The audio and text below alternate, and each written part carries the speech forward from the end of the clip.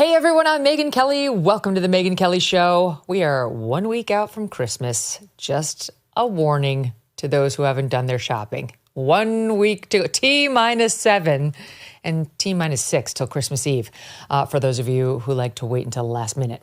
Okay, the media story everyone is talking about has continued to evolve with reports now that George Stephanopoulos over at ABC News is defiant and humiliated after ABC agreed to pay Trump $15 million to settle his defamation lawsuit against the network over their star host's false and misleading segment with Representative Nancy Mace. You know, I went back to look at the so-called apology. That's how we referred to it the other day. I think that was erroneous. It wasn't really an apology.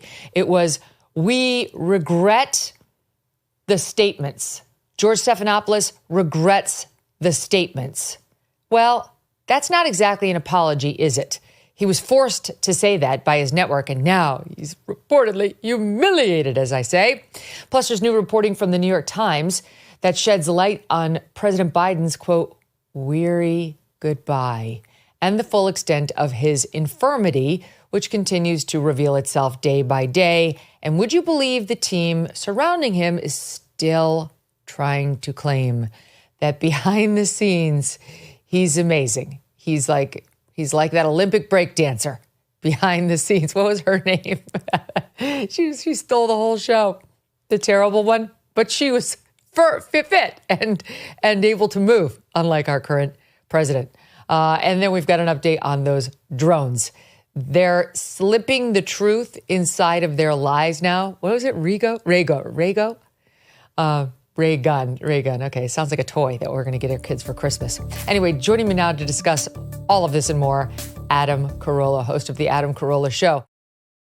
Don't miss a moment. Subscribe to this show on YouTube and follow me on Insta, Facebook, and X. Are you overwhelmed with back taxes or unfiled returns? Well, get ready, because since COVID relief ended, the IRS has hired 20,000 new enforcement agents, proposing millions of pay-up notices for 2025. If you're worried about IRS collection tactics, and of course you are if you haven't been perfect on your taxes, you don't have to face them alone. Tax Network USA can help.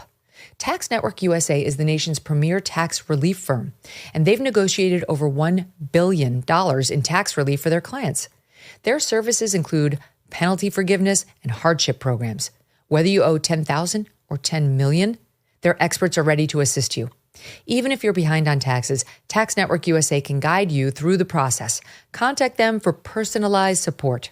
Handling IRS matters without professional help is not smart. It's risky.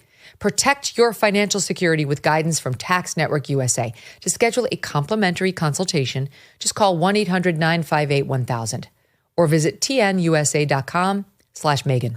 Don't let the IRS's aggressive tactics control your life. Empower yourself with Tax Network USA's support and take charge of your financial future. Visit tnusa.com/Megyn today. Adam, welcome back. Great to see you. Always great to be on the show. Okay, so I guess let's start with Stephanopoulos, he is humiliated and very angry, according to the reports, that this has happened to him. The New York Times goes inside the suit and talks about how executives had expected or had anticipated that there would be blowback to settling this, but they're in full revolt over there at ABC News, where they feel that the reputation has been unnecessarily sullied, that they didn't feel they should have settled with President Trump, and yet the Times pointing out that Disney had many reasons. Number one, there was a Judge Altanaga, chief judge in the Southern District of Florida, who had denied Disney's motion to dismiss with some very strong language, saying a reasonable jury could interpret Stephanopoulos' statements as defamatory, and then added in italics, Stephanopoulos stated 10 times that a jury or juries had found plaintiff liable for rape, which was obviously not true. And then they pointed out something we speculated about the other day, which was she had also rejected requests to delay the case, and Disney was told to turn over all remaining documents related to the case. Trump's lawyer told us they'd only given like one document. And so they had to produce not only all the emails with Stephanopoulos on them, among his producers and so on, but he was going to have to sit for a deposition, which we knew. They were also worried that this could set an industry standard. In other words, this could go all the way up to the U.S. Supreme Court, and New York Times versus Sullivan, which sets a very, very, very high bar for problematic speech, for finding speech problematic, could potentially be overturned. Anyway, what do you make of George Stephanopoulos' indignity at what has happened to him, Adam? Well, okay, they worry about their reputation. So ABC's news division is worried about their reputation if they offer an apology. They blew up their own reputation over the last 5 years systematically, first with Russian collusion and 3 or 4 years of lying, or at least being wrong about that. And then that dovetailed right into COVID. So the two biggest stories of basically the last 8 or 9 years, they screwed up 10 ways to Sunday. So I would tend not to listen to ABC News, not because the dwarf news anchor offered an apology, but more that they lied about all the big stories, anything to do with Trump and anything to do with COVID. I mean, let's look at it this way. The two biggest stories of the last decade have been Trump and COVID and Trump. They got every single story wrong and or lied about every single story. So I will not be listening to ABC News, not because they're cowards and not standing up to this lawsuit, just because they're wildly inaccurate and probably beyond inaccurate, they're liars. They say in the New York Post, in an exclusive, George is defiant. One source tells, well, what does that mean? You defiant in what way? Like, you had to issue the words of regret. Your company had to pay $15 million. You're no longer in first place. I believe it's related to that debacle of a debate. There's been a revulsion after, that night there was one, and now there's been a mass exodus in their audience. And they want us to say, well, he's defiant. How? I mean, the latest news was he deactivated his X account. It doesn't sound defiant, Adam. It sounds like a coward. This is their hijacking of the language. Remember, Kamala Harris wanted to end fracking, and then she wanted to continue fracking, and she wanted to end the border wall. Then she wanted to continue the border wall, but she was still staying true to her values. Okay, that means nothing. And every time there's a school shooting, somebody gets up to the podium and gets behind the microphone, a police chief or the mayor of the city, and says, this is unacceptable. Okay, it's unacceptable, but it just happened and it'll happen again. So there's this weird language thing where they try to make themselves into some sort of patriot heroes, except for they do nothing. And it's really a thing that was born on the left, and I never really got it. Defiant while you put your tail between your legs and offer an apology and keep hammering checks you get from ABC. All right, well, if that's defiant, then so be it. But defiant is quitting your job and hanging your own shingle somewhere else. That's exactly right. The defiant is, I'm out of here. I refuse to participate in your conciliatory statement. I did nothing wrong, and I'm not going to let my gazillion-dollar paycheck force me into bending the knee here because I'm going to die on principle. No, that's defiant. This is not defiant. Deleting your X account because you're tired of the abuse you're getting from people who know you lied, that he was not found liable by a jury for rape. Why is it so hard for him just to admit that? Well, I mean, these guys hate Trump, obviously, and they cannot be neutral about things. I was thinking about the other day. I mean, I was kind of talking about it on my podcast, which is every umpire in every baseball game has feelings about the two teams that are on the field. They just do. I mean, there has to be 1,000 guys umpiring Yankees games who grew up Yankees fans or Red Sox fans, and now they're behind the plate at Fenway. It just has to be, but they have to put all that aside and call balls and strikes. And the news used to do that, and they don't do it anymore. And it's now become apparent to those of us who are in the stands watching the game what is happening because they're so blatant about it. It's obvious where he stands. It's obviously when you see the A and B interviews between the ones they give Kamala Harris and the ones they give Trump or J.D. Vance or whomever, it's so abundantly evident now that I no longer really listen to them because I don't think they're calling balls and strikes. I don't fault these people for having a preference. You're a human being. You're going to want either Trump or Harris. That's a fact. But then you have to do your job and call balls and strikes. And they don't do it anymore, and they can't. All right, I got a story for you. Speaking of the Supreme Court, as I mentioned, there was some fear that if this went up to the Supreme Court, we might have enough justices to overturn New York Times versus Sullivan, which, for the record, I do not want. It sets a nice high bar that makes it very, very hard to sue for defamation if you're a public figure. And even as a public figure, I'm fine with that because I'm also a member of the media and I'm an American first. And in America, what distinguishes us from virtually all of the other first world countries, never mind third, is you can say what you want here. With very, very few limits, you can say what you want. It takes a lot to get a judge issuing an opinion like this against you and having to pay $15 million. It takes 10 times of saying a jury found him civilly liable for rape when we put the screen up on the verdict form up on the screen the other day.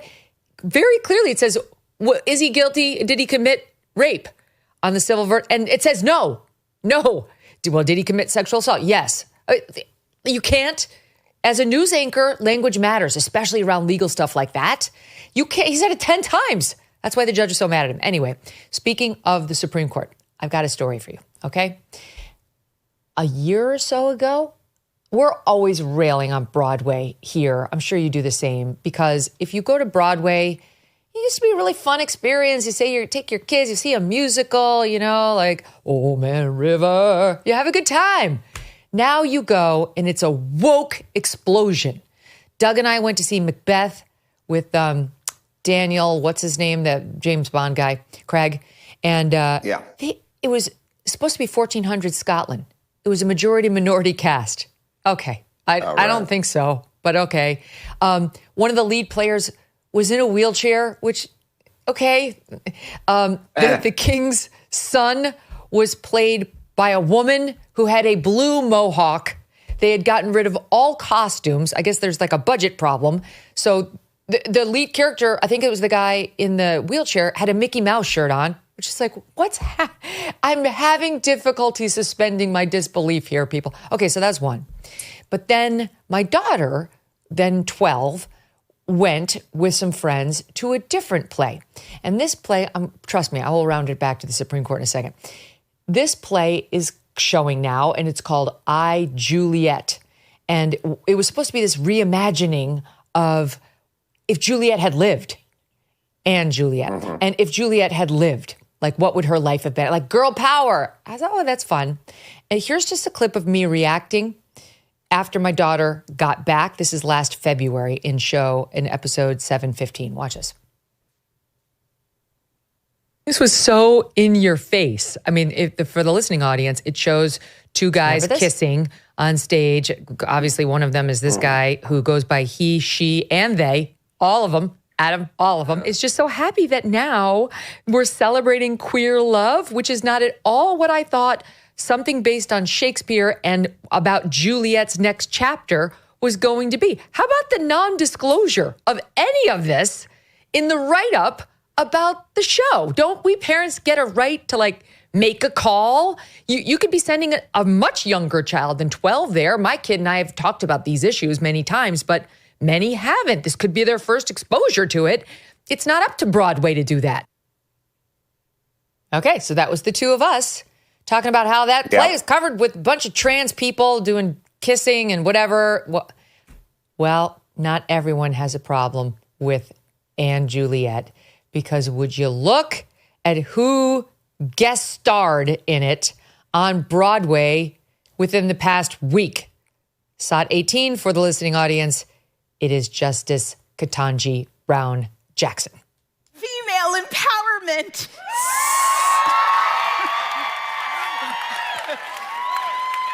sick. I like it too. I think what I like about it is that I am having a very strongly negative reaction to it. Like I hate it. Which makes me think it must be brilliant. Got this feeling in my body. Can't stop the feeling. Got this feeling in my body. I can't stop the feeling. I did it. I made it to Broadway. Thoughts on that, Adam? Well, my thoughts are, I have a multitude of thoughts, Megyn. I love one that. is the left is able and feels fine wearing their politics and their culture sort of on their sleeve, you know? Like if there was a right-wing justice doing some old play that Charlton Heston, you know, that was gun-centric and male-centric, you know, they would get slammed. They wouldn't do it. They would say, I don't like the optics of it. You're like, I'm on the Supreme Court, I'm conservative, and you want me to do a play with an all-white male cast about early settlers and how guns settled the West. They would just go, I'm going to get slammed. I don't like the optics of it. I'm not going to do it. People on the left do not care. I mean, it's like I live in LA. I would see 1,000 Biden bumper stickers, 1,000 Harris bumper stickers, 1,000 Hillary bumper stickers, and no Trump bumper stickers, even though there's a significant amount of people who voted for Trump. So it's kind of interesting that they don't have a mirror and sort of look at themselves and go, yes, I'm progressive, and yes, I will vote progressive on all these cases, even if it makes me look like an idiot, but I don't like the optics of it. Circling back to Stephanopoulos, like I should at least look like an umpire. Stephanopoulos' job is to look like an umpire. Her job is to look like an umpire. And when you go out and do these kinds of large public displays, then we're going to know your politics and you're not going to look like an umpire anymore. Number one. Number two, I think Broadway is really the epicenter, the nougat inside the candy bar of the progressive movement. You know, you say college campuses and college faculty, Hollywood, things like that. But Broadway is probably the purest, uncut, unstepped on progressivism on the planet, right? Well, yeah. I mean, I used to love it. When I grew up going to Broadway when I was younger, it wasn't like this. And I know It's woke, and I know it's always been very gay. That's just different. That's different. There's a reason more and more groups are going LGB, and breaking up with the T, because they see the T as a group that wants to perform conversion therapy on young gay boys, to say you're not actually gay, you're actually a girl, a straight girl. And so, it's very dicey now for them to be embracing the T so heartily. In fact, we went to a play not long ago, and one of the actors in the play noticed me sitting there, and I had done a post on my Instagram celebrating the show, and one of the actors responded saying, "Oh, it was great to see you there. You know, you should have come backstage and have said hello." And then these trans people got on there like, "We will cancel you. You like her. You said something nice." Like, they're so over the top now. And even if you try to go there and say, "All right, I'm going to ignore these far left extremists who are trying to trans little boys," they make it impossible. They're everywhere. Every other role is a trans role now, far more representative than is in society. And to the point where it's like fine for a Supreme Court justice. They've hijacked girl empowerment plays to make them about boy empowerment, which is what a trans, quote, woman is. And she's fine. This is the same person who couldn't tell us what a woman is, Adam. Well, I mean, she's not a bright woman. I think she's probably there mostly due to affirmative action. Sotomayor's there mostly because of affirmative action, and she's a dope too. And then there's Kamala Harris. So that entire affirmative action DEI hire thing has completely and utterly backfired because they're not electing and or hiring people that are up to the job. And I include her in that group. Like I said, Sotomayor is a full-blown idiot. I mean, she's an idiot. I mean, it's insane that she's on the Supreme Court. Remember when the whole COVID thing came down and they were talking about mandatory vaccinations, and she's like, there's 10 million kids on ventilators right now. She's a dope. And Kamala Harris is a dope too. And maybe they should learn their lesson with their DEI affirmative action appointments. Get qualified people and then do it. And Sonia Sotomayor was the one who 2 weeks ago, when that case about whether these states are allowed to ban puberty blockers and cross-sex hormones for kids went up, she was like, oh, come on, there are side effects from an aspirin too. There are risks, as if taking an aspirin is the same as puberty blockers into cross-sex hormones for a 10 to 12-year-old. Well, the fact that she would consider letting those words pass her lips means she's a dope. Smart people would never say that out loud. Smart people think, oh, what if and then they go, oh no, I'm not going to say that. I'll sound like a dope. And so she is a dope, which is crazy, but it's hurting the movement is what I'm saying. Well, and there's certain narratives that are not to be allowed or ever deemed acceptable. And the thought that we are transing children who are actually fine in their sexed body, but just going through some sort of unrelated trauma, whether they've been sexually abused or they've had a divorce in the family or they've been bullied, you're not allowed to go there. They consider that conversion therapy of a trans kid. So, there are like these narratives that you're not allowed. And one of the narratives that's prohibited outside of the trans lane is that we have a Venezuelan gang migrant crime problem in Aurora, Colorado, right? This came up a lot during the campaign, and back and forth between the left and the right on whether there really are gangs of Venezuelan illegals in Aurora, Colorado, taking over apartment complexes. You remember it led, to this notable exchange between Martha Raddatz and J.D. Vance when he went on her show, and she was like, it's fine. And he was like, hello, listen. So do you support Donald Trump making those claims that the Republican mayor says were grossly exaggerated? President Trump was actually in Aurora, Colorado, talking to people on the ground. And what we're hearing, of course, Martha, is that people are terrified by what has happened with some of these Venezuelan gangs. Senator Vance, I'm going to stop you because I know exactly what happened. Martha. I'm going to stop you. The incidents were limited to a handful of apartment complexes, and the mayor said our dedicated police officers have acted on those concerns. A handful of problems. Only, Martha, do you hear yourself? Only a handful of apartment complexes in America were taken over by Venezuelan gangs, and Donald Trump is the problem and not Kamala Harris's open border? Americans are so fed up with what's going on, and they have every right to be. And I really find this exchange, Martha, sort of interesting because you seem to be more focused with nitpicking everything that Donald Trump has said rather than acknowledging that apartment complexes in the United States of America are being taken over by violent gangs. Okay, let's just end that with they did not invade or take over the city, as Donald Trump said. I want to move on to just a few apartment complexes, no big deal. A few apartment complexes that the mayor did not seem was invading the entire city. She lives in a multi-million-dollar estate, which we put on the screen before. Just a quick follow-up. Okay, so here was Trump on NBC last week. Okay, we're still at it, the mainstream media, trying to say these are lies. Megyn? What? Did you see Martha calling balls and strikes out there? Yeah. Because I didn't.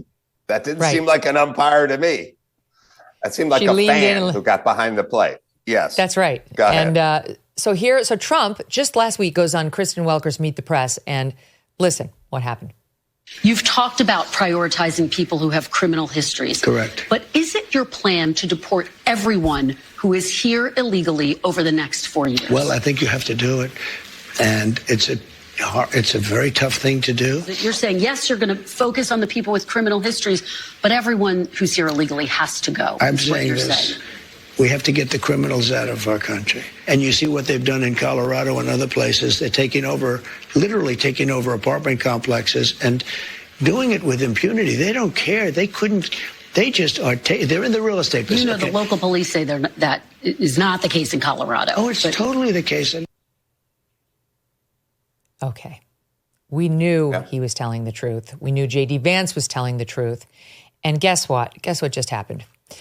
14 detained in armed Aurora, Colorado home invasion are likely illegal Venezuelan gang members, according to local police.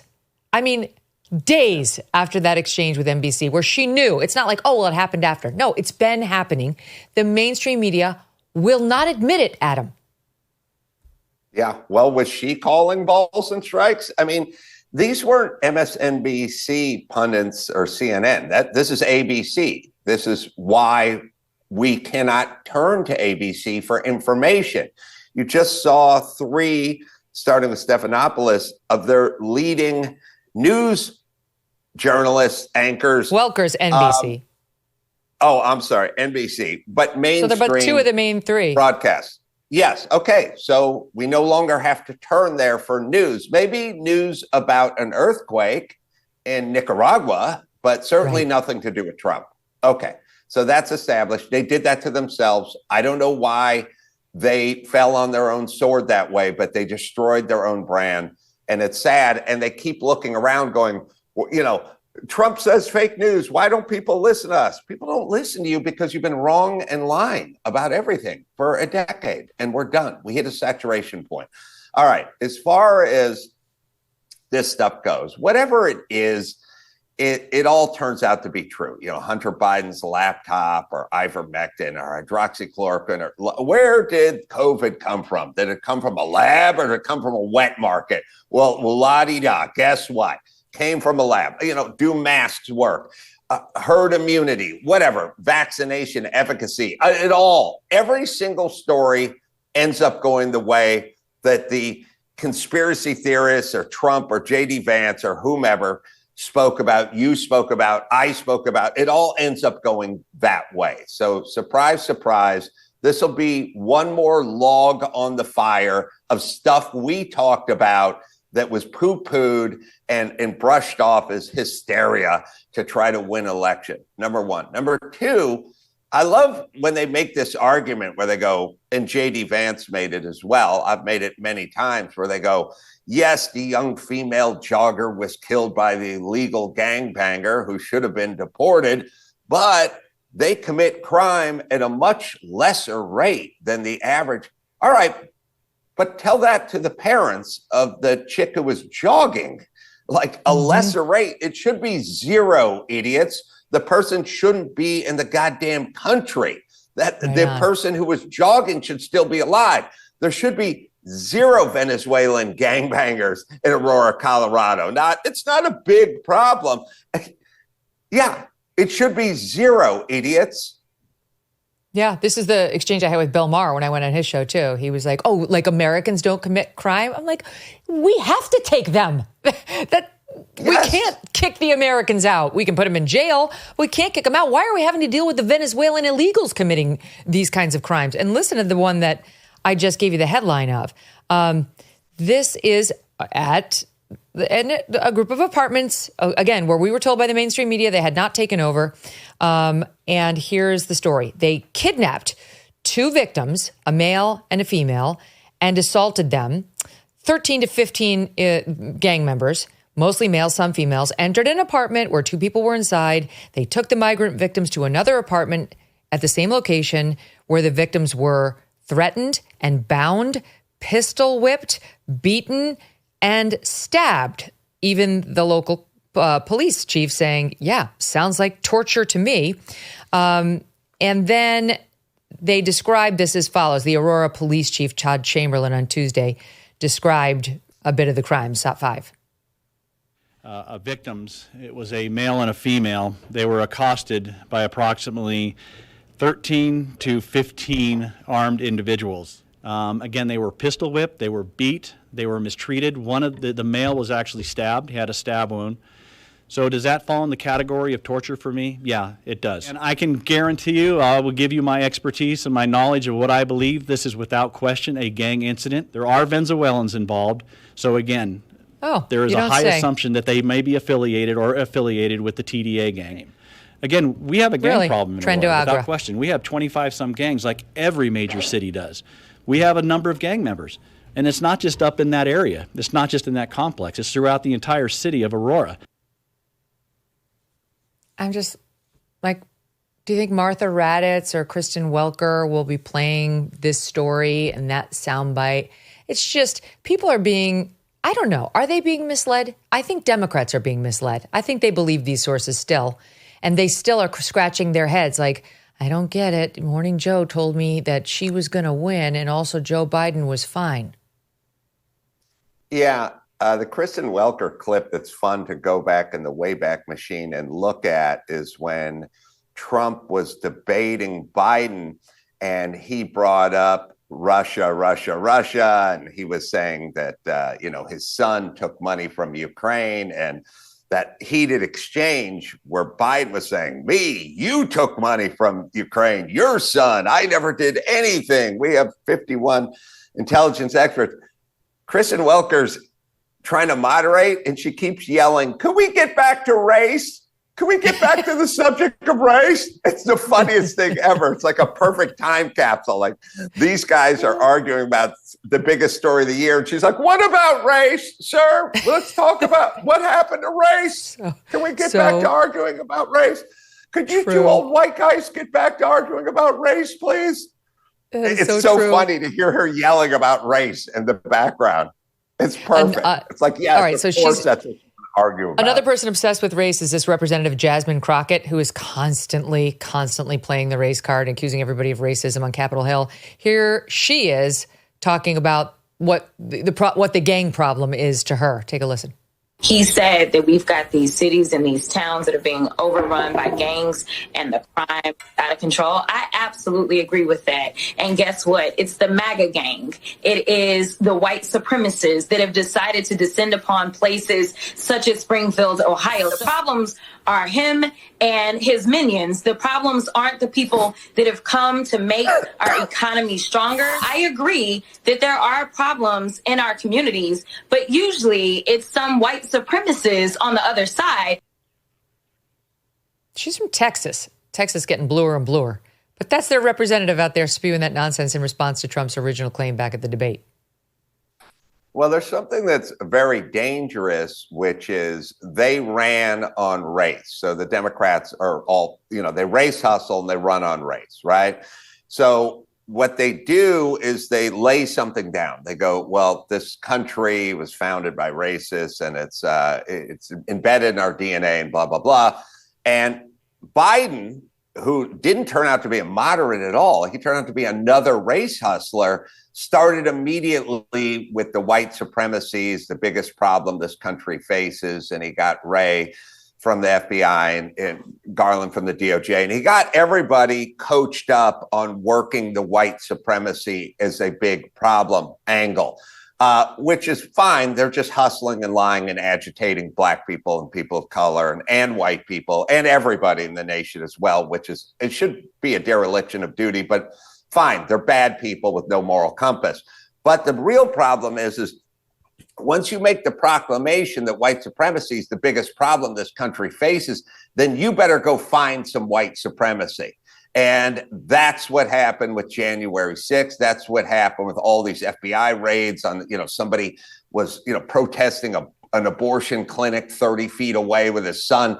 They had to create numbers and statistics to back up their false assertions about white supremacy. And that's when it gets dangerous, because that's when citizens start getting locked up so that they can have a self-fulfilling prophecy. I mean, wow. Speaking of the Duke lacrosse case, right? I mean, that's right on point with what just happened this week with Crystal Mangum finally admitting she made the whole thing up. I mean, I don't know. Do you think they were having a debate about this on The Editors this week, the National Review podcast, which I love.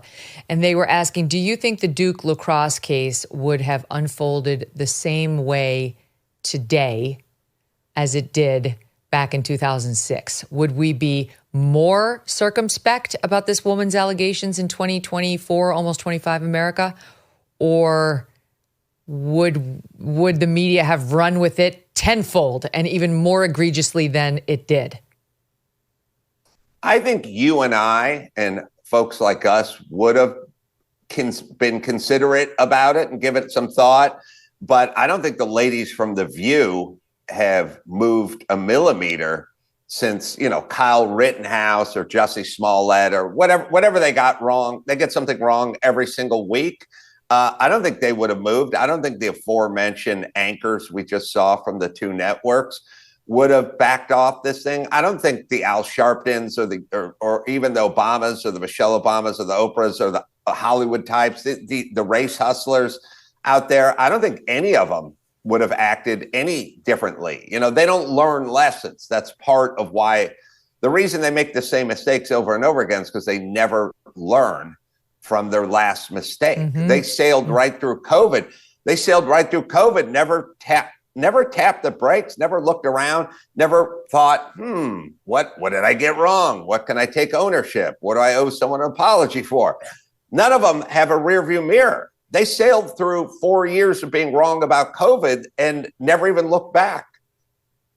The ladies of The View are among those who are just baffled at the right-wing backlash to Caitlin Clark coming out and saying, when nominated or honored as Time Magazine's Athlete of the Year, I do want to acknowledge my white privilege and point out that what would really be nice is for the Black women on whose backs this league was built to be spotlighted and elevated. They don't get why, especially post the Trump election, many of us saw that as an absurd statement for her to be asserting her white privilege as opposed to her athletic accomplishment in getting this honor. They don't get it, Adam. They're not going to get it, no matter how many times Trump or a Trump accolade wins an election, national or state, etc. Yeah. Well, I got news for the ladies. Caitlin Clark is a great athlete, but the greatest female athlete, and I'm including Serena and Venus and all the great ones, the greatest female athlete of all time is Caitlyn Jenner. So sorry, ladies. The dude is the greatest female athlete of all time, ladies. Sorry. I don't want to ruin your week. He can crush all of us. Oh, can I tell you something? Speaking of he, and I like Caitlyn, actually. And I mean him, no disrespect by using he. He knows why I do it.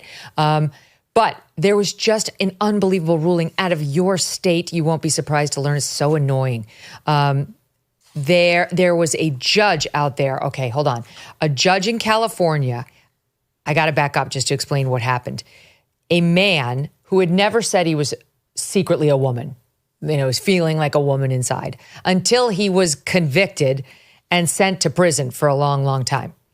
Then suddenly he decides, when he hears that they've changed the rules in California such that men who say they're female can go into women's prisons. I'm trans.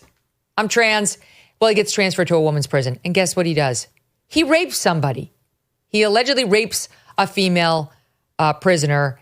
And now he's in the middle of a trial for that crime. He is in the middle of being tried for that crime. Well, guess what? Here's what happened. This is according to the Women's Liberation Front, which is attending the trial and documenting what's happening. The California DA for this area, Eric Dutemple, gets into court and argues this man raped this female prisoner. It's deeply wrong, blah, blah, blah. And the prisoner objects, saying he needs to refer to me as a she and her. The male prisoner who committed the rape. I'm she, her. The judge pauses the proceedings to take it under consideration. Well, guess what? Yesterday, the judge made a final decision, or yesterday, the day before. And the decision is that the prosecutor must refer to the defendant, male rapist, as a she, her during the trial, which we believe is a first for a criminal case. This is unbelievable. The prosecutor has to stand up in front of the jury. This is him. This is our woman.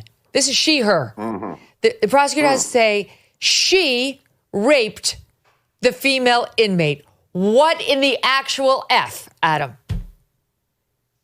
It's an interesting ploy, and it's happened a few times, and it's actually kind of effective, because there was a trial or a crime out here in Los Angeles, and you probably remember it. It's probably about 5 years ago now, where a young, 8 or 9 year old girl went to a bathroom at a Denny's, and then a male went in and raped, sexually assaulted the kid, and then decided to become a he, she, her, was talking to his dad over a prison phone, laughing, saying he's gaming the system, so on and so forth. That was a few years ago. But when I was reading the article and the news story about it in the Los Angeles Times, because the Los Angeles Times is stupid and woke and has to go with the pronouns and everything.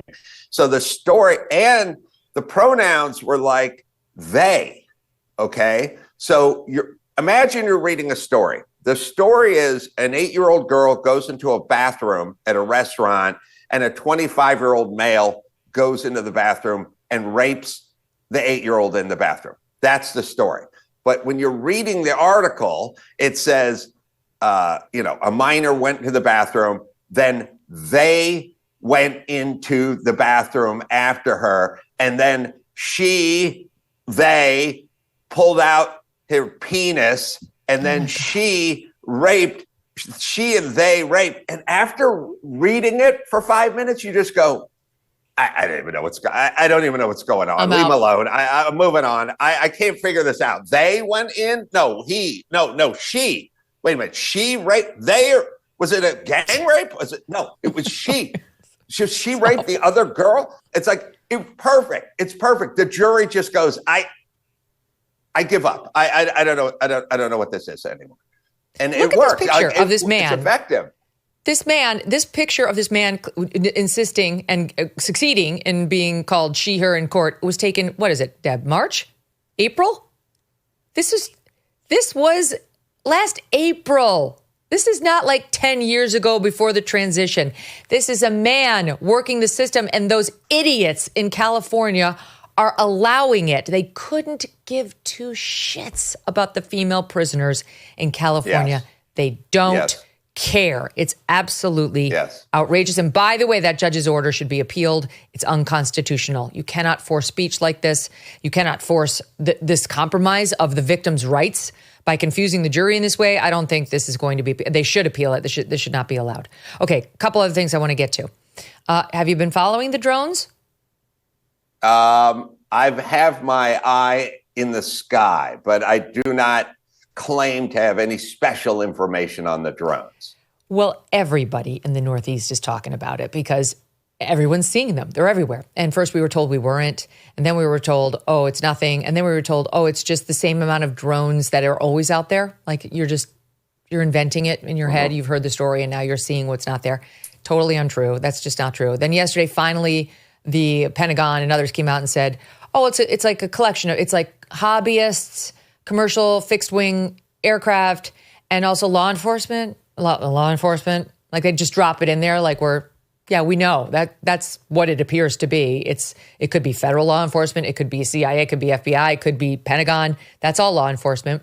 And now the speculation is, of course, what are they doing up there? What are law enforcement drones looking for? And here is New Jersey Mayor of Bellevue, Michael Melhan, with some new information. SOT 12. We also know that we have drones that are flying in a grid-like pattern. In my opinion, they're looking for something. What might they be looking for? Well, potentially, we're aware of a threat that came in through Port Newark. Maybe that's radioactive material. There was and there is an alert that's out right now that radioactive material in New Jersey has gone missing on December 2nd. It was a shipment. It arrived at its destination. The container was damaged and was empty. So potentially we're looking for that. Stop right there, Mayor, because that's very important information. And that came from a credible source. That came from the U.S. government. And so it's missing? Missing. And they think it's in New Jersey or it could be anywhere? It was lost in New Jersey, in transit. And again, this is just an example of what I think that we're sniffing for. Okay. It's like we've lost radioactive. This is like a scene out of Back to the Future, Adam.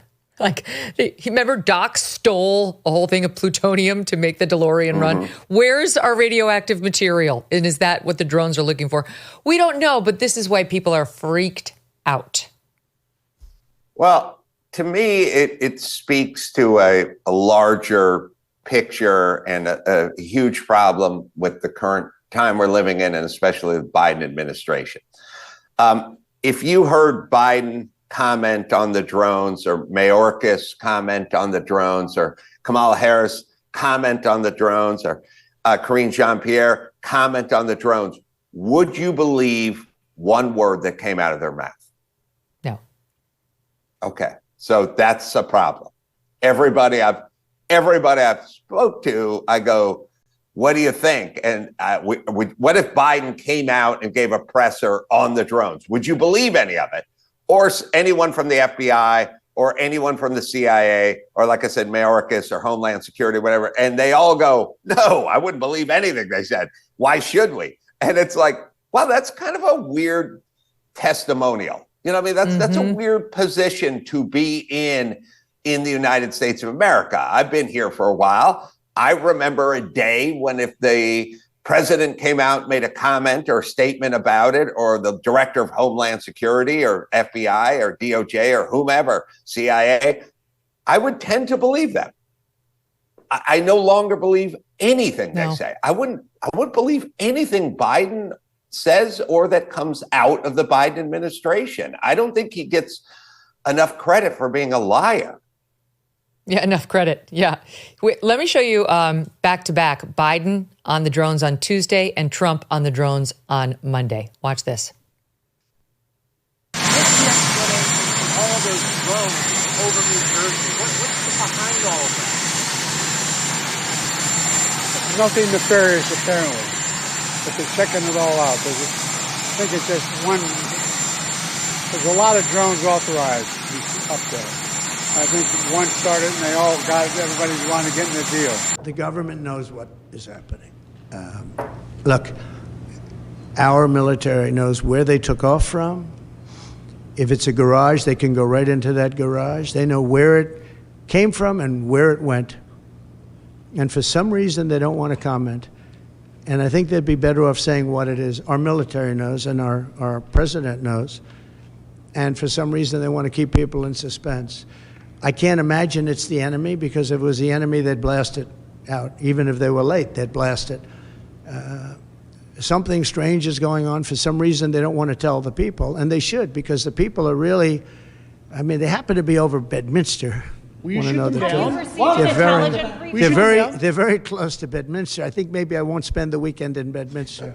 I've decided to cancel my trip.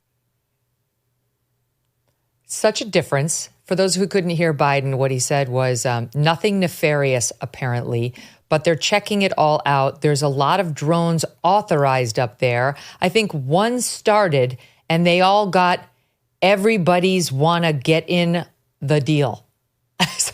And then there was Trump. They know, and they should just tell people. Remember 10 minutes ago when everyone was explaining to us the adults are back in charge and now we have integrity and transparency. We're going to have full transparency. How insane is the last 4 years been in terms of the adults and transparency? I mean, he just, if I said to Joe Biden, how do you like your eggs? And he said, sunny side up, I'd just yell liar. Mm-hmm. I don't think he knows. That's the question. I don't think he knows at this either. point. You're right. At this point, runny, I don't know, like very soft-boiled. I mentioned at the top of the show, there's a New York Times article called "A Weary Biden Heads for the Exit." They talk about how he's falling asleep at his international events. He went to some museum. They had to bring the exhibits out to him. As he walked away from one event, everybody there cowered in fear that he was going to tumble over. And they say it's hard to imagine that he seriously thought he could do the world's most stressful job for another 4 years. A lie the New York Times was peddling just months ago, Adam. But now it's really hard to imagine how he thought he could do it. Yeah, well, the New York Times not calling balls and strikes, so we don't have to listen to them either. But yeah, I just don't feel like Biden, it's funny because we're focusing on Biden being sort of out of it and deteriorating mentally, just like they wanted us to focus on Hunter Biden. Like, this guy had a substance abuse problem. This guy beat his problem, but he had demons. It's like, no, he was a grifter and a thief. And Biden is corrupt and a thief. Yeah, he also has dementia. And yeah, his son also loved crack. But first and foremost, they were thieves and grifters who were trading on the Biden name and enriching themselves. So don't lose focus of that fact. This shall be the legacy. Adam Carolla, always great to see you. Thank you so much for being here. Always great to see you, Megyn. All right, up next, we stay out on the left coast with Justine Bateman. Don't go away. You know how much my family and I love our dogs, right? Focus a lot of attention on Strudwick in particular. These dogs have a great life. They are lucky, but some dogs aren't. And this is why I'm so glad to tell you about Delta Rescue. It's the largest no-kill, care-for-life animal sanctuary in the world. They have rescued thousands of dogs, plus cats and horses too. They provide all the animals with shelter, safety, and most of all, love. And they've been doing it now for more than 45 years. Delta Rescue relies solely on contributions to stay open, and giving can bring tax benefits too. Speak with your estate planner about how you can grow your estate while helping animals in need, and check out the estate planning tab on their website to learn more. We love our Thunder and Strudwick, but we'd love for other dogs who need care and attention and shelter to find those things too. Visit deltarescue.org today to learn more. That's deltarescue.org.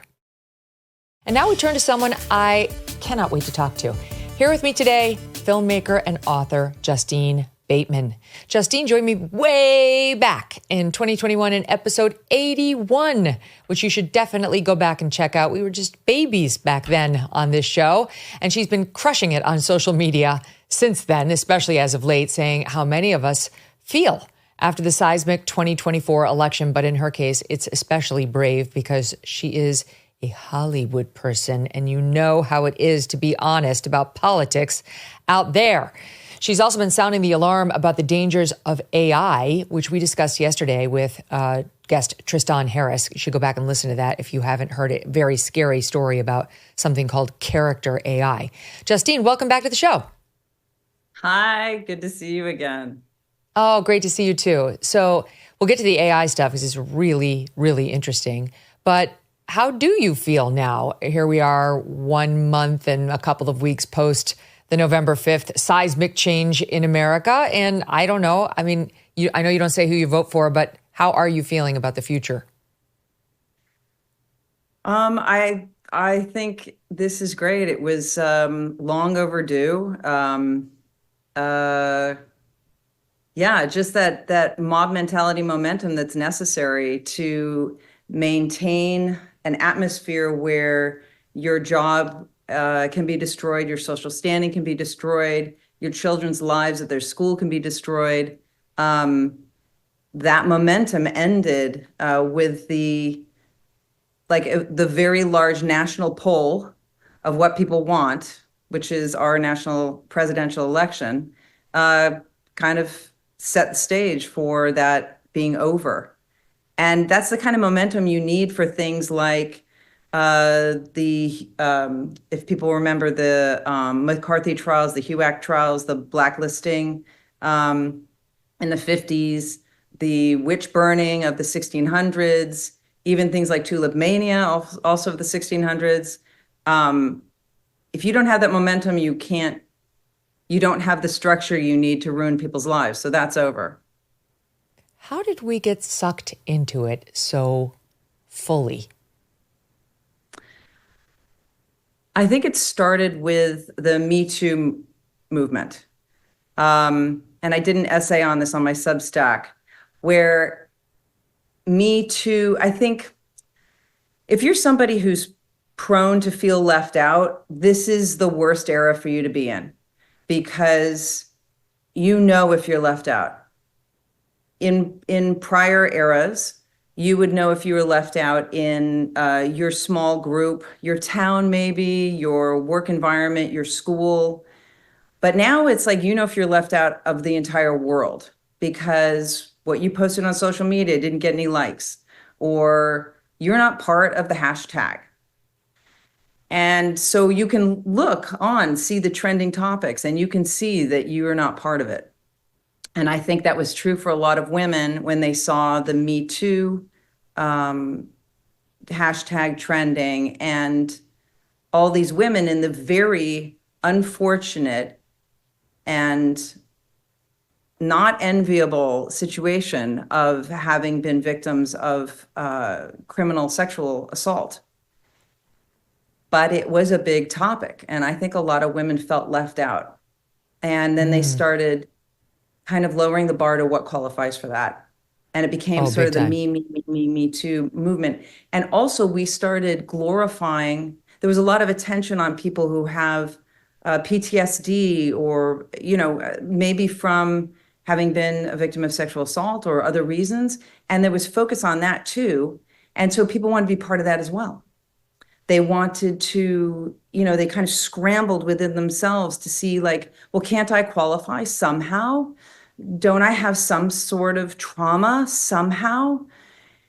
And then they started wearing it on their, like, almost on a Girl Scout stash, little badges. And you could see it on their profiles. I'm a this, I'm a that, and they started sort of highlighting all the ways that they could qualify for invisible disabilities or me too. And then it became a sacred cow. I think it's that, Megyn. Like, as soon as something becomes a sacred cow, you're screwed. And then it became like, oh, you can't touch that. You can't touch anything to do with sexual assault. You can't touch anything to do with, you can't question anybody. You can't, well, look at the animals. I saw a video of somebody putting a Great Dane on an airplane. That's their emotional support dog. Yes, it's so ridiculous. I mean, and people were afraid to push back because it was so easy on social media. There was that momentum, right? It was so easy on social media to destroy your career, get you fired. And for anyone who says that's not true, you're either kidding yourself or you're just kidding yourself. It's childish to say that wasn't true. I know people for whom that's true. So it absolutely happened. And okay, let me ask you this, because I look back at the beginning of the Me Too movement, and in the beginning, I think there were some noble moments.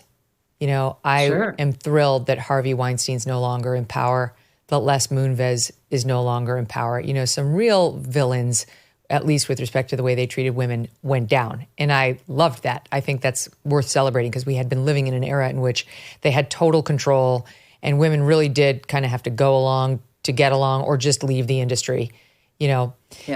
And then I really think like the pivotal moment was Kavanaugh, where they tried to Kavanaugh, it's a verb now to be Kavanaugh'd, right? We're like, he's an alleged gang rapist, and he's been on the federal bench for all these years. We never knew.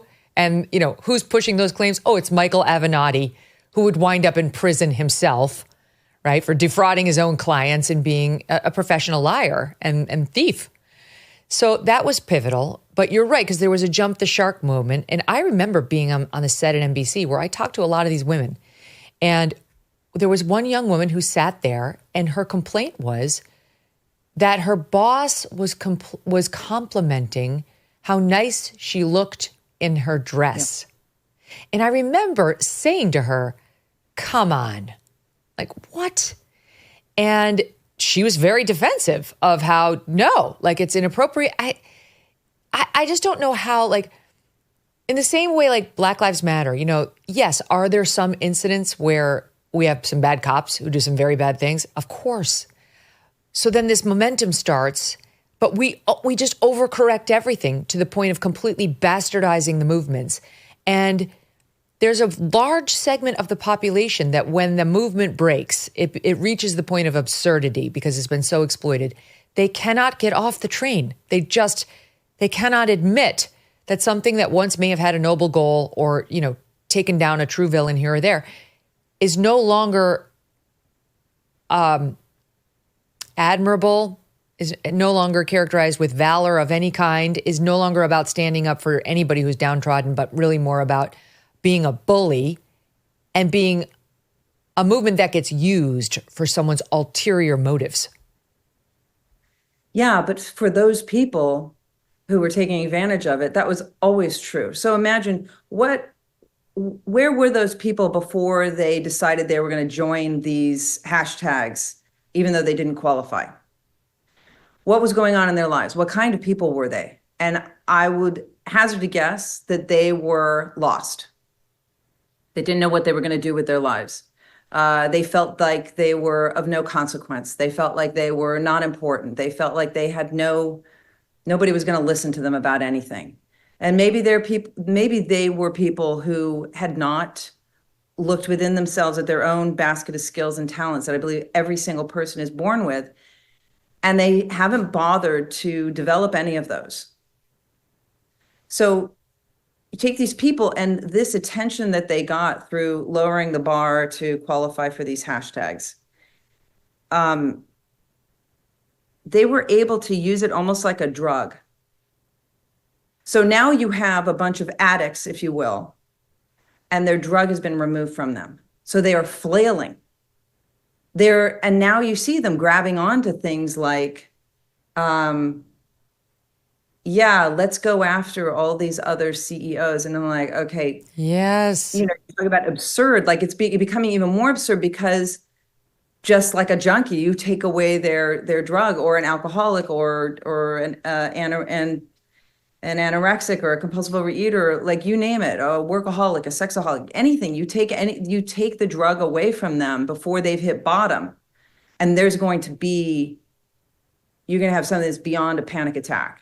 And that's what a lot of people are experiencing now, because what it means is they will have to go back, pick up where they left off before they hitch their wagon to these hashtags. They're going to have to go back there. I think it's a great opportunity for them. They're going to have to go back to that point where they left off and start developing their own basket of skills and talents. And I think if they do that and put in that work, they will see that they do have value. They do have a skill set that is of value in society. So I'm excited for them, but it's going to be uncomfortable for them right now. It's going to take a while. That is such an interesting and apt point. I hadn't even considered that this weird cult status of this accused shooter, Luigi Mangione, who very much appears to have killed Brian Thompson, a United Healthcare CEO, and is accused of such, that it's related to this cult mindset. The reaction, right? Yeah. Their reaction. They're looking for a new cause. Let me just give you a number, and then I'll give it back to you. We talked yesterday about a poll that showed 41% of 18 to 29-year-olds, 41% approve of what Luigi did, allegedly, this murder, approve. Only 40% of that cohort says they disapprove. So basically tied. But the fact that it's tied on approve, disapprove, this murder of just his only sin was being the CEO of United Healthcare is astonishing. And then here's more. This is Poll Tracker pointing out today, favorability of Luigi by age, 18 to 29, favorable opinion of him, 39% of that cohort has a favorable opinion, 30% unfavorable, 30 to 44-year-olds, unfavorable, 29, favorable, 28. So it's basically tied for 30 to 44-year-olds on whether they approve of this guy. And then as you get older, it goes down. Unfavorable within the 45 to 64, us Gen Xers, 49% unfavorable, favorable 14, 65 and up, unfavorable 63, favorable 5. But unbelievable, Justine. Well, I think you're seeing a lot of cognitive dissonance with him, and also this teenage girl who did this shooting recently, I forget, in Wisconsin, is that right? Yep. And so cognitive dissonance is interesting. It's where you can't hold two different ideas in your head at the same time.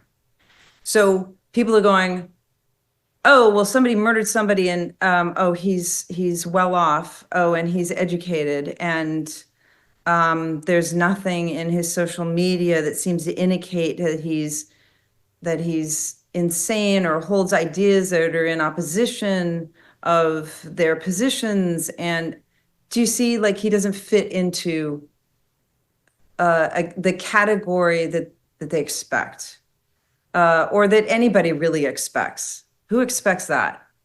And this school shooter, aren't we used to the school shooters being, I don't know, radicalized young men? Or maybe I'm speaking that incorrectly. I mean, isn't that No, it's 19 to 26-year-old men. But now you have a young woman, teenager, who's railing against misogyny. You see, so these two it's an interesting timing for them. They're both murderers. That's it. A murderer. They're both murderers. Neither one of them doing it out of self-defense. So in society, as far as I'm concerned, that is abhorrent and not to be, it's unacceptable in our society. You can't have a society, a cohesive society, if that kind of thing is acceptable, obviously. But I think, what I said, I think there's a lot of cognitive dissonance for many, many people that these two killers are the types of people that they are. Mm-hmm. I definitely think it relates to, like, we're kind of talking about the rise of wokeism too, the explosion of wokeism. And I think they're directly related to the loss of a national identity, a patriotic thread that binds us together. You know, when we grew up, that was instilled in the classroom. You'd stand up every morning and say the pledge. You know, I mean, we used to sing "My Country 'Tis of Thee" in my class in the mornings. And that's gone.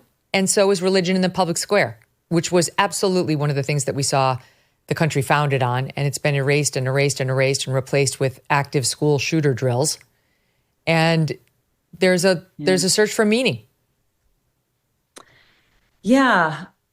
And be interesting to see where that started. I really liked doing the Pledge of Allegiance when I was a kid.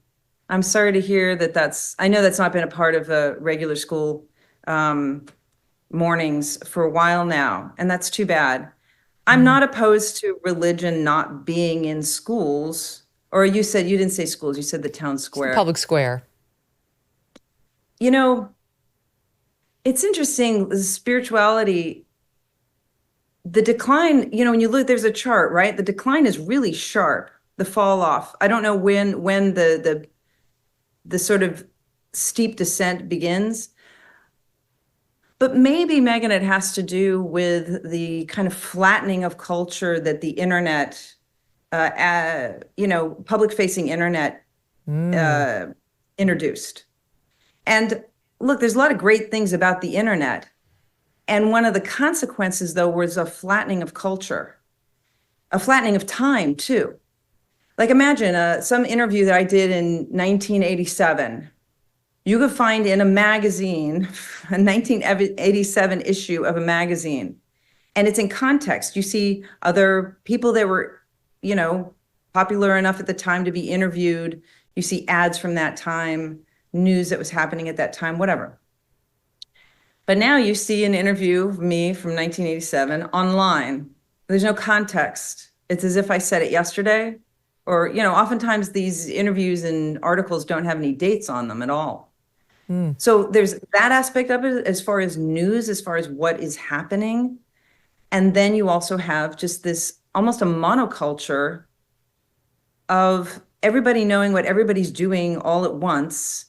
You no longer had these pockets, sort of, not an incubator, but an area in which, and a time and a space where something could develop and then emerge. You remember when we were kids, if you were living in LA, there would be like some fashion like bell bottoms or something like this. And then you'd go visit your cousins in Wisconsin or Utah or something. And they're like, what are you wearing? And then 3 or 4 years later, that would be a trend there. Mm-hmm. So all of that went away with the internet because everything's so immediate. So. And also, I think also raunchier. Yeah. Like, you know, it used to be the kids were stealing the Playboys out of their dad's, you know, trunk at the foot of the bed. And now it's like graphic XXX porn available, you know, at the click of a button on the devices. And it's ubiquitous. I mean, I just had a guy on the show last week who I love named Dr. Leonard Sachs. He's a parenting expert. He's MD, PhD, went to MIT, only takes into account longitudinal, focus group studies in giving his feedback, so he's not like a feelings type guy. He looks at actual data and studies of like large cohorts of children to figure out what's what. And he was saying parents need to remain the primary influence in their children's life in 2024 America through age 18. 18. I said, what are you talking about? In the 70s, we had no parents. There were no parents anywhere, and we turned out fine. You could argue we turned out better than the current generations are looking to turn out based on some of the things you discussed. And he said it was different then because the culture would step in to fill some of the void. And the culture was family ties, shows with a message, shows with two parents, shows like Little House on the Prairie, shows like the Waltons, music had a more positive message back then. You didn't turn it on and hear, as he always points out, the wet ass P word song. It was just very different. Yeah, I didn't mean to cut you off. I just mean that song is like absolutely bizarre to me.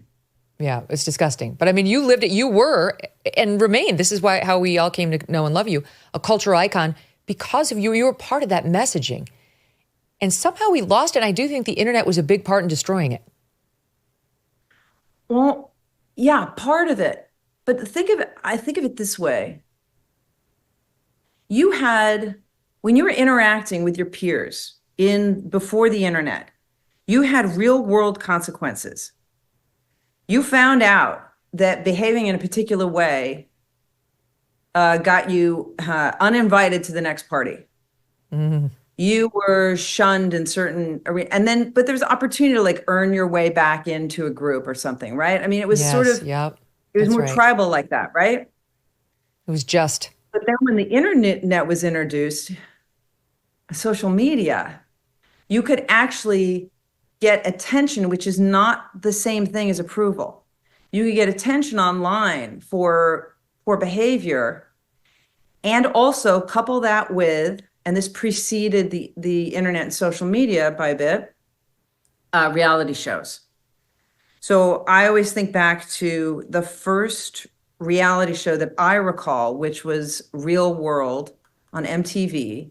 And there was a guy on there named Puck. And Puck misbehaved. I mean, that's his name. So I remember him. If anybody, there's a Shakespearean play with Puck in it. Yeah. It's a little. What is it? Midsummer Night's Dream? What is it? Midsummer Night's Dream. Yeah, a little mischief maker. Yeah.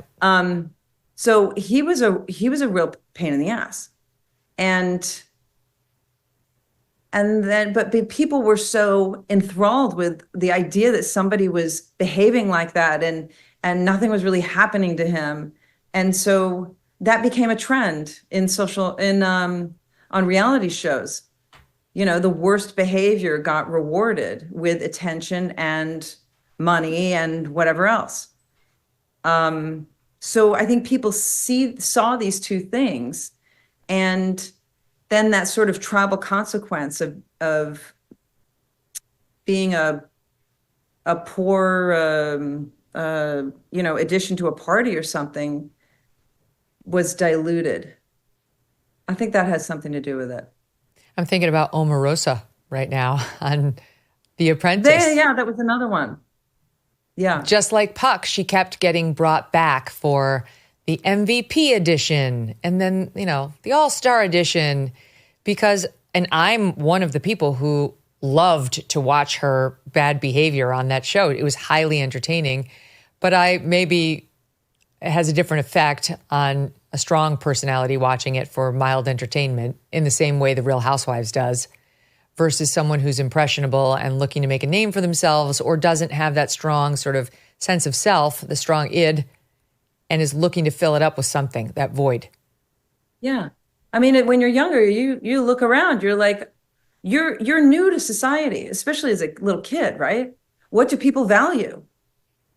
There's a sociologist named René Girard who has this theory called mimetic desire. His theory is that nobody wants anything when they're born, except the core need and desire to survive. When they look around and they see what other people are desiring who've been here longer, and then they just sort of mimic their desire. They go, oh, everybody wants that car. Okay, then I want it too, because how else are you going to, you look around at the society that exists to see how you can, to see what's valued in order to not only fit in, but to be of value in that society as well. And then that does come back to somebody's sense of surviving, right? So it's a shame little kids then they looked at that reality, that poor reality show behavior. They look at how people behave online. They look at even Trump's behavior, looked at it objectively in 2016, changed the way he was criticizing people, that I was not in favor of, frankly, but that changed political behavior. Do you notice? After that, it not only changed political behavior. I mean, how many politicians had online accounts at that point, had Twitter account, when it was Twitter or Facebook accounts or anything. And after that, and not only did it change political behavior, but the 24-hour news cycle, always needing a talking head, all the podcasts that need guests, all of this, needing people to be online. Like there's an endless amount of air that needs to be filled with people's presence, and then the bad behavior being kind of awarded. I think it has attracted a certain type of politician now. Remember when we first saw C-SPAN in the early 80s or whatever it was? And we look at this and go, the first time we saw like what on TV, like what was going on in the House or the Senate, and we just went, oh my God, it's so boring. Like, how do they stay awake? These people are so dull. What they have to do all day is so dull. And that's not the case anymore. And I think it's attracted people. I think we should bring back the boring politicians, like who just they're doing their job. It's too late for that. I know, I don't think but it's attracted this type that wants to be on camera all the time, and it's on both sides of the whatever aisle. I mean, the AOC. No, I call AOC a congressional Kardashian. That's what she seems like to me. She just wants to get famous and build her socials while she's in there, and then I guess parlay that into some sort of whatever. I don't know what her long-term plan is. I don't really care. But I do think, because I thought about Trump a lot. He spent his life in the public eye. He definitely, attention is his oxygen. But the thing about Trump that's been interesting is, yes, he was more crude. One of the reasons why he got such a negative reaction when he first burst onto the political scene in 15-16 was, yes, he was saying things that the Republican Party considered anathema. Tariffs, that wasn't their thing. Not being, provably pro-life, that was a problem for them. There are a lot of others, more isolationist than the Republican Party, which was much more neocon-y for many, many years. But really what was driving Republicans and Americans nuts about Trump in the beginning, many of them, was he was crude, to your point. Like, he did not sound like Ronald Reagan, the great orator, the great communicator, when he was on camera. Now, there are lots of reports of how Reagan spoke off camera that are pretty controversial, but on camera, on the national stage, Trump sounded very crude many times. And so it was jarring. But then he helped expose some of these other politicians and what they've been doing behind the scenes, right? That is awful. You think about, just look at Joe Biden, how he's misused the Justice Department against his political opponent. I mean, he's also crude on camera too, but not in this particular way. So my point is simply, Trump was just the first one to sort of wear it on his sleeve, but behind the scenes behaved pretty well. Whereas so many of these other politicians knew exactly how to play it in front of the camera, but behind the scenes were complete and total douchebags. Yeah, could be. I think though there, as far as like people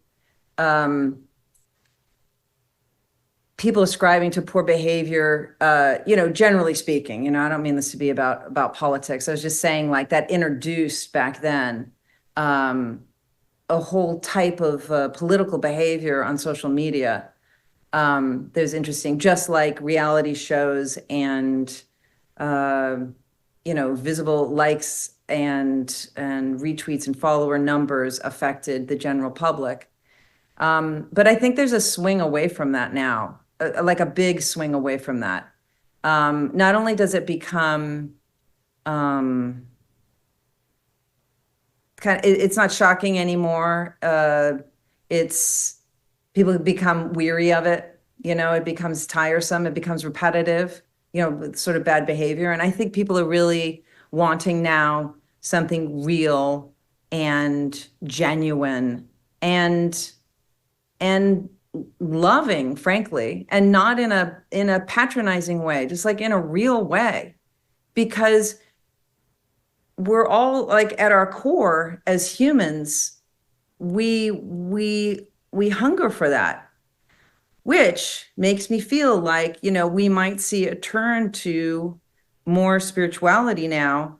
And it doesn't have to be, I know it doesn't have to be within a religion at all. Religion can be a framework for somebody's journey to having a relationship with God, and whatever name you want to give him. He doesn't give a shit, Right. But so long as it's, so long as what you're imagining is someone who knows everything about you, cares about every scintilla of you, will give you, never leave your side, will give you wisdom at all times, and is going to have you is going to guide you to go in particular directions that might be very uncomfortable, but you will see that it is all to have you become more and more and more and more yourself. That's the goal, to have this relationship with God and become, and I'm not talking about religion. If anyone has a bad view of that, it rubs them the wrong way, that word, redefine it for yourself. Or use some other word. Call him Bob. I mean, he just doesn't care. But I think, because listen, when you've got something like, bringing it all the way around, Megyn, when you've got something like AI, generative AI, that is so good at imitating, I'll tell you, and the reason it's so good at imitating what we see in our lives is because it's taken everything we've done in our lives up to now and put it in a blender, and then you put in a prompt and you have this Frankenstein spoonful and it spits it out to you. How could it do that? It's not pulling it out of the air. It's pulling all the films that have ever been done, all the series that have ever been done, all the talk shows that have ever been done, the books that have ever been written, and all of this. It's wholesale theft, 100%. But you've got these different applications that reproduce, and we look at it and we think it's real. Or we look at these, the way the media treated the whole COVID thing, the fear mongering, which I think was unforgivable. Same. And they'll do it again. It'll be done again. It'll be that kind of fear mongering will happen again because it's happened repeatedly in history. Anyway, you've got all these things that we used to be able to just rely on what our eyes saw. We used to be able to rely on, or we assumed we could rely on what the media was telling us. It seemed more even keeled, right? We're just getting the what, FBI. where, why, how, and right? But if you don't have those things, and I don't know if that they'll return, our ability to depend on these things as being real, I don't know that will return. So that being true, then, what are you going to rely on to guide you? Are you going to look around at other people? Are you going to look around at what's trending on social media and go, well, that must be the direction? Are you going to go by a video that you see? Well, I don't know. That could be generative AI. Maybe that's not real. Are you going to go by what the media says? Well, I don't know. What's their agenda? If you've got to get some kind of foundation spiritually. However you're going to pull that together. Again, I'm not talking about religion. I'm just saying it's available. And it will give you a sense of, it will give you a true north, is what I'm saying. It'll give you a sense of direction that is not dependent at all on all those other elements I just said, because you cannot trust them. I just encourage people to develop their own discernment, which is inherent, right? Your own discernment and your own instincts. And this is not a right or left. I mean, honestly, I think I'm not into politics at all. I'm into people divesting themselves of their fears, most of them irrational in my experience, so that they can truly become themselves completely. And if you couple that with a relationship, a spiritual relationship, you're going to be so much happier. You're going to have focus in your life. You're going to be able to discern whether or not something is bullshit. Mm-hmm. And everybody needs that now. Going forward, a hefty dose of humility is definitely in order for most people. And believing in a higher power is a good reminder of the need to stay humble and how we are. We are humble human beings. We don't have all the answers. That doesn't mean Bob doesn't. All right, stand by. More with Justine right after this. We're going to ask her about those viral videos she did, critiquing some of the meltdowns after Trump won. Have you seen any of these? Because they're very clever. Stand by. Some therapists say that debt can make people feel desperate and helpless. It can ruin your sleep. It can creep into your relationships. It can wreck happiness. But there are ways to get help. Let me tell you about Done with Debt. They have aggressive new strategies to end your debt fast. Done with Debt stands between you and your harassing bill collectors. They tirelessly negotiate to slash balances, eliminate interest, and stop the crushing penalties, all without loans or bankruptcy. Wouldn't it be nice to not have to deal with this alone? Done with Debt has one goal: to wipe out your debt for good. Before you make another payment, consider a visit to donewithdebt.com. Speak with one of their strategists for free and tell them I sent you. But you do need to hurry because some of their debt solutions are time sensitive and you don't want to miss out. Go to donewithdebt.com. That's donewithdebt.com. Don't wait. Shop Cozy Earth right now before their most loved gifts sell out this holiday season. What's your favorite Christmas memory? Maybe curling up by the tree, the glow of the lights filling the room, spending time with the family, feeling completely at peace. Cozy Earth helps you recreate that magic by transforming your home into a sanctuary, a haven of calm amidst life's chaos. Their bamboo sheet set is the ultimate in luxury. Designed to be incredibly breathable, it keeps you several degrees cooler for a night of uninterrupted rest. With a durable weave guaranteed to last 10 years, it's a thoughtful gift everyone can enjoy and use every day. And for those slow, cozy holiday mornings, Cozy Earth's long-sleeve bamboo pajama sets are a must-have. Luxuriously soft and stylish, they're perfect for lounging in total comfort while making lasting memories with loved ones. Want your Cozy Earth gifts by Christmas? Expedited shipping, available through December 20. Wrap up the ones you love in luxury with Cozy Earth. Go to cozyearth.com/Megyn and use my exclusive code MEGYN for up to 40% off. cozyearth.com/MEGYN. Author Justine Bateman is with me. Find out more about her AI-free film festival at Credo, CREDO 23.com. I love that, AI-free. That's ironically going to be the future. The past is the future now because the future's gotten so weird and objectionable in these ways. Let's just spend a minute on your critiques of these videos because it was such a clever way, I thought, to handle the insanity that broke out when Trump won. You approached it very forensically as a filmmaker and just kind of had some issues with the direction and the editorial choices by some of these people having the meltdowns. All right, let's watch one, which is, I think we've got SOT 2, where this is a woman, we think, with a half-shaved head. Let's watch. Your kids need to hear you discussing trans and queer topics. You will be hearing about trans athletes, and you need to set the record straight on the percentage of trans people in the United States and the percentage of competitive trans athletes. It's super important to stick with the facts. Let's stop the witch hunt on trans people. So for the listening audience, that woman literally has like a center part and a long head of hair on one side and a shaved head on the other side. Go ahead, Justine, your thoughts on her approach to her messaging. Oh, that one. Oh, geez, I'd have to bring up my critique to really do it justice. But I think in that critique, I went into Gosh, if somebody could bring it up, that'd be. I have it here. It was okay. actually amazing. You read it. You wrote, this piece introduces many questions. Megan, you should pull up one of the ones that where they were crying and like having a fucking fit.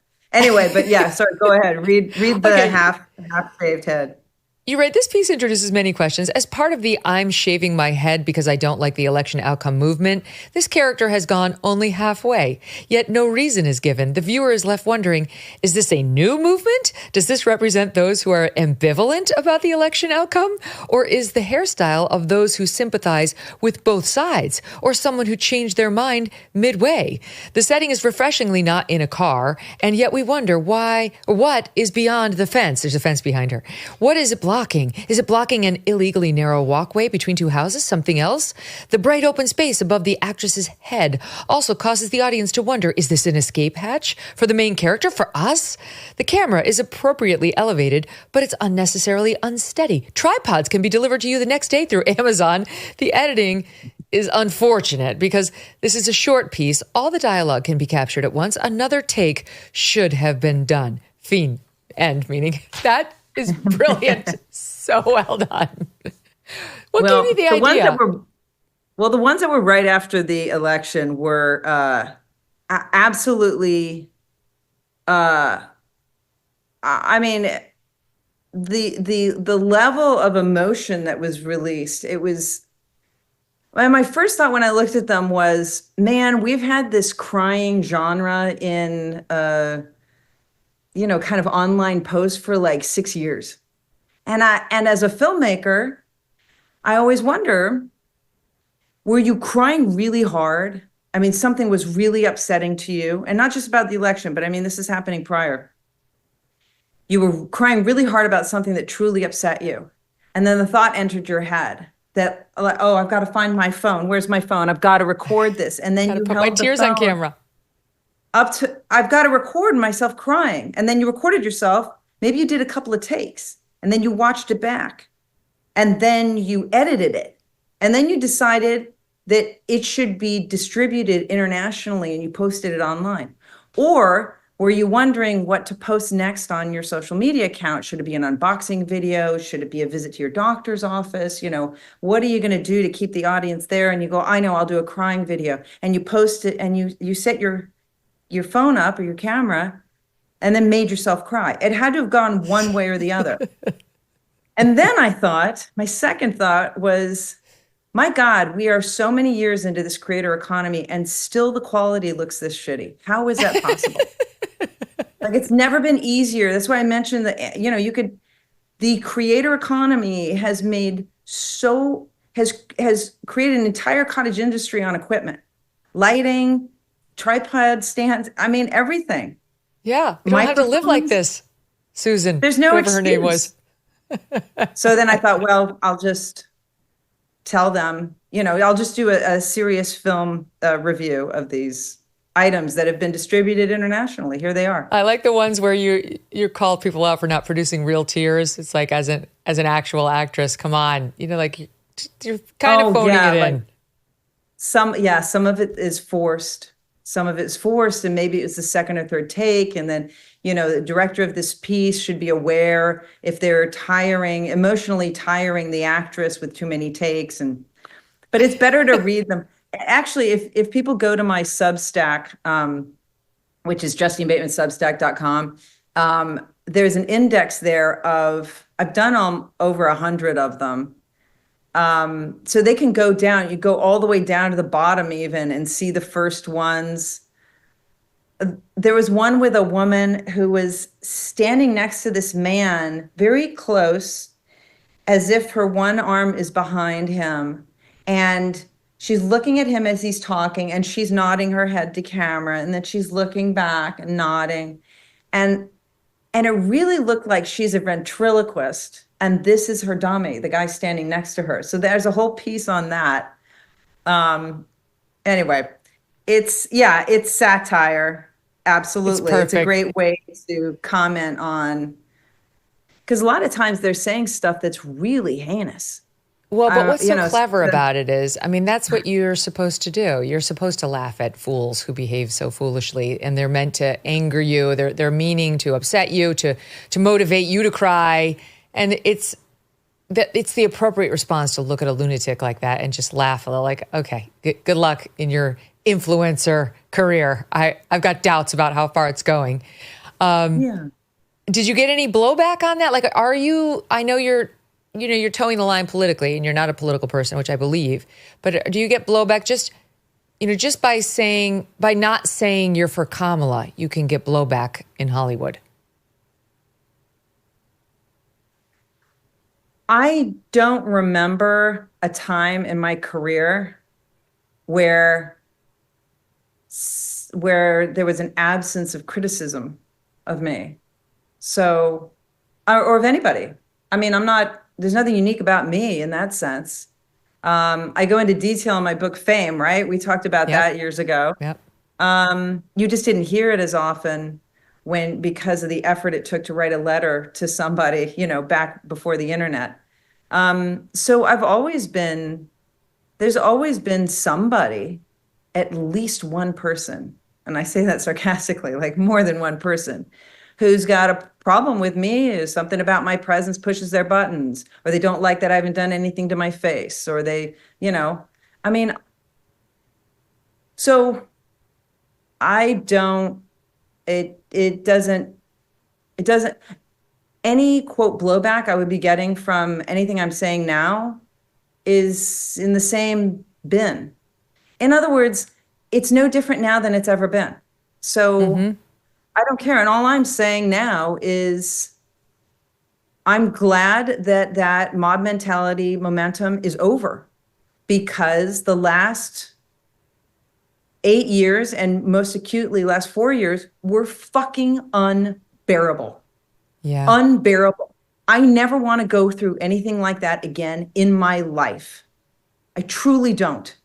It was the most un-American situation I've ever been in. And I'm 58, I think. I'm 58, Yeah, totally agree. To say that people can't ask questions, can't say what they think, can't ask that there be some research on this or that. It was absolutely awful. And it was just like Revenge of the Hall Monitors.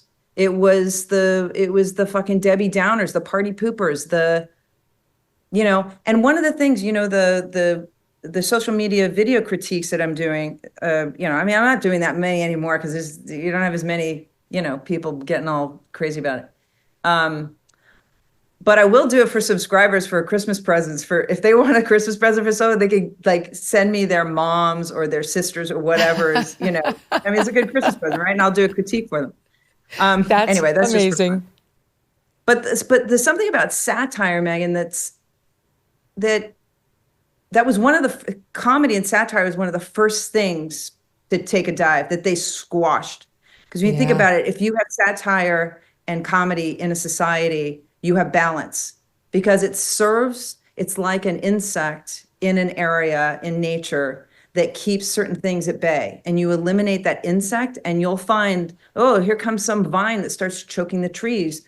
Oh, that was the main food source for that insect that you just got rid of. So satire and comedy are like that. They hem in, and there's other things too, of course, but those are two elements that will hem in a society and keep a balance. And you see, those were two of the first things that they got out in order to make this squashing down, this hall monitor bullshit. The purification. You had to get rid of comedy. Yeah. I mean, it really is puritanical. And I do agree. I think it's over. One final thing I'll say, we have to wrap, but you have done a very good job of keeping politics out of your family. Your brother's very famous too, Jason Bateman. By the way, I saw Carry On this past weekend. It was excellent. Very good film. He plays a villain. It's #1 on Netflix right now. But your closing message to people who have not been as successful as you guys about just not making your love relationships about politics and or cultural bullshit. Well, I think if you're making your relationships with your loved ones and your friends about politics, you're really making it about you, period. You're wanting them to focus on you. You're wanting them, I call it intimacy through injury. If you have a fight with this person, they're going to be thinking about you. They're going to want to call you and fix it or whatever, because you're too afraid to just have a regular relationship with them where maybe they don't value, you think they don't value you that much. So I think it's so good. It's not about the people that are doing that. It's not about politics. I think it's about they're trying to exact emotional terrorism and control on their friends and family. And is just trying to manipulate the relationship, and that's it. Very insightful. Gosh, you're so right. That can apply to so many other. It's not even on the list of things. How someone votes is not even on the list of things that I would and would not, want to be around someone because of. I know, exactly. And too often it's done, I think, to people, at least on my side of the aisle, and not by people on my side of the aisle, but they can be guilty of it as well. Justine, it's such a pleasure to talk to you again. Thank you so much for being here. Thank you. Thank you. All right. And find out more about her film festival, which is free from AI at Credo23, CREDO23.com. Tomorrow, VDH.